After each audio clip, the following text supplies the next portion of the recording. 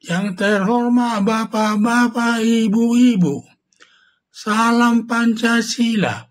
Pada hari Kamis tanggal 9 Januari tahun 2025, saya akan mengomentari pendukung barisan Jokowi atau Bara JP, Koni Bakri dan Abraham Samad dilaporkan ke Bareskrim Polri. Di akhir jabatan Presiden Joko Widodo dalam penyelenggaraan pemilihan umum yang diikuti tiga calon presiden dan calon wakil presiden, yaitu nomor urut 01 calon presiden Anies Baswedan dengan wakilnya Muhaimin Iskandar, nomor urut 2 calon presiden Prabowo Subianto bersama calon wakil presiden Gibran Rakabuming, dan nomor urut 03 calon presiden Ganjar Pranowo bersama calon wakil presiden Mahfud MD.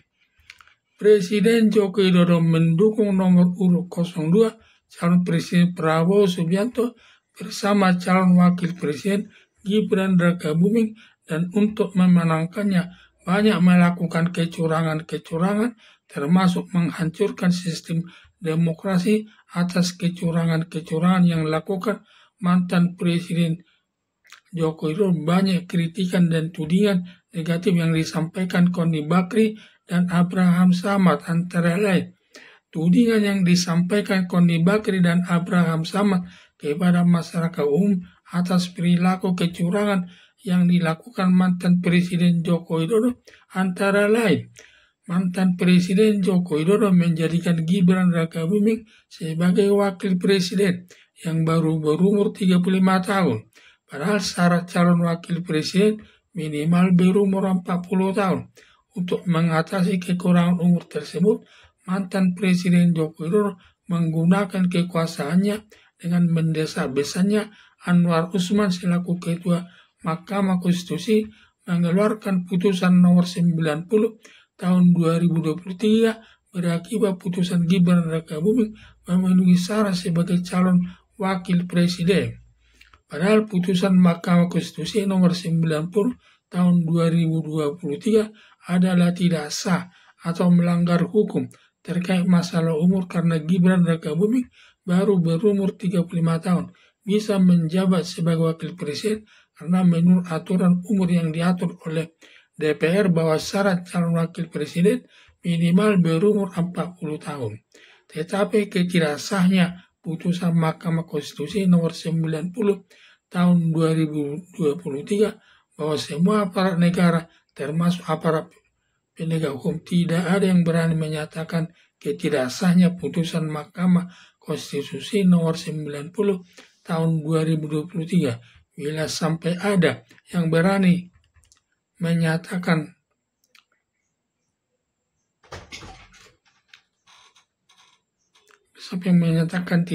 tidak sah, berarti nanti jabatannya bisa dicopot. Sehingga semua aparat negara dan pejabat negara dan aparat penegak hukum terlebih Komisi Pemberantasan Korupsi dengan berat hati terpaksa menerima Gibran Rakabuming sebagai wakil presiden mendampingi calon presiden Prabowo Subianto. 2. Bertempat di lapangan terbang Halim Perdana Kusuma di Jakarta Timur, mantan Presiden Joko Widodo menyatakan presiden boleh kampanye dan memihak dan yang tidak boleh menggunakan fasilitas negara.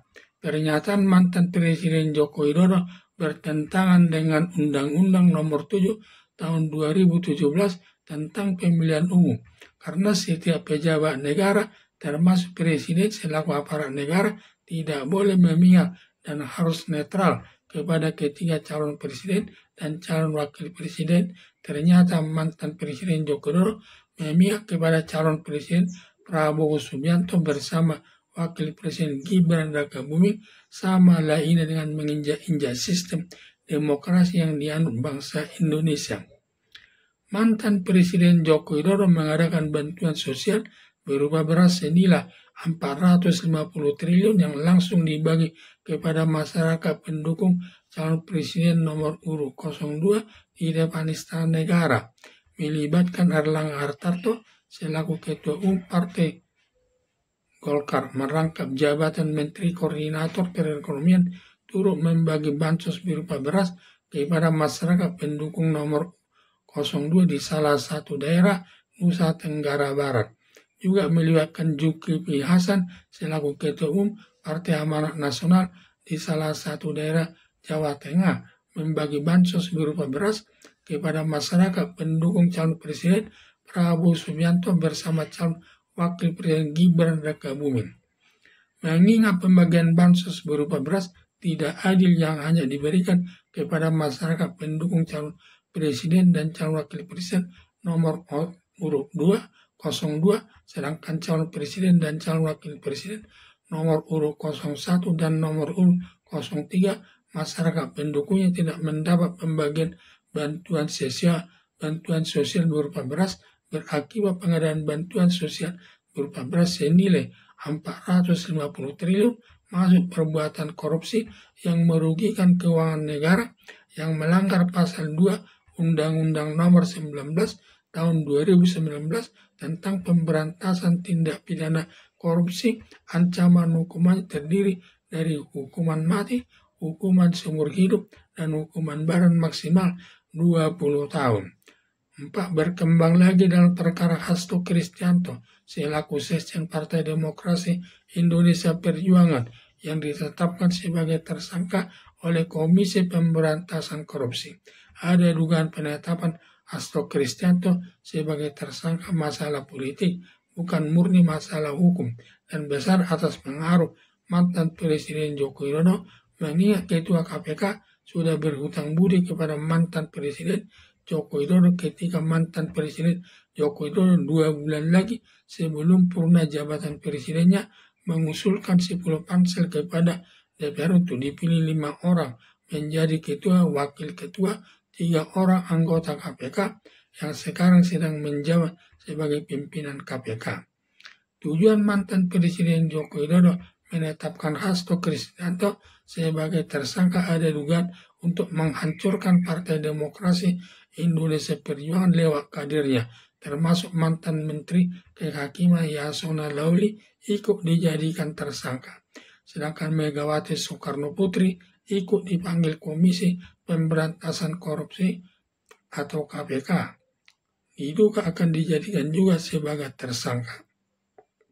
Ditambah lagi kader Partai Demokrasi Indonesia Perjuangan Guntur Romli minta Komisi Pemberantasan Korupsi menangkap mantan Presiden Joko Widodo atas pernyataan masyarakat internasional terkorupsi di dunia tahun 2024 versi OCCRP masuk nominasi ketiga terkorupsi di dunia. Sedangkan yang pertama Presiden Suriah terkorupsi sedunia yang dijatuhkan pemberontak dari jabatan presidennya hingga melarikan diri ke Rusia. Sedangkan nominasi kedua Presiden dari Ghana, Afrika, dan nominasi ketiga Presiden Joko Widodo terkorupsi di dunia tahun 2024.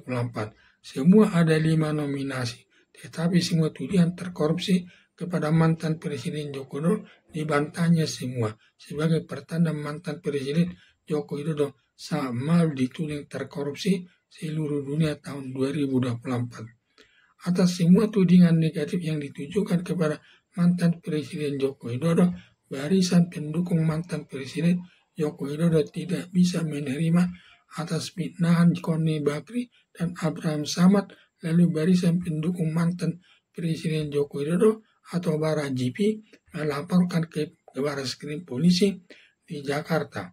Laporan Koni Bakri dan Abraham Samad sebenarnya tidak boleh dilaporkan ke Barreskrim karena semua kritikan yang disampaikan Koni Bakri dan Abraham Samad merupakan kebebasan berpendapat sebagai negara demokrasi. Dengan dilaporkan ke polisi, Koni Bakri dan Abraham Samad samalah memulai demokrasi sebagai perwujudan kebebasan berpendapat. Perbuatan Koni Bakri dan Abraham Samad dituduh melakukan fitnah kepada mantan Presiden Joko Widodo masuk perbuatan delik aduan. Yang bisa mengadukan Koni Bakri dan Abraham Samad hanya mantan Presiden Joko Widodo. Sedangkan pendukung barisan mantan Presiden Joko Widodo atau Barajipi tidak boleh melaporkan Koni Bakri dan Abraham Samad ke Barreskrim Polisi Jakarta karena yang merasa sakitnya dipitnah Koni Bakri dan Abraham Samad hanya mantan Presiden Joko Widodo, sedangkan barisan pendukung mantan Presiden Joko Widodo atau Bara JP tidak merasa sakitnya atas penghinaan Koni Bakri dan Abraham Samad. Disinilah perbedaannya dengan delik umum. Jika yang melakukan pencurian barang semua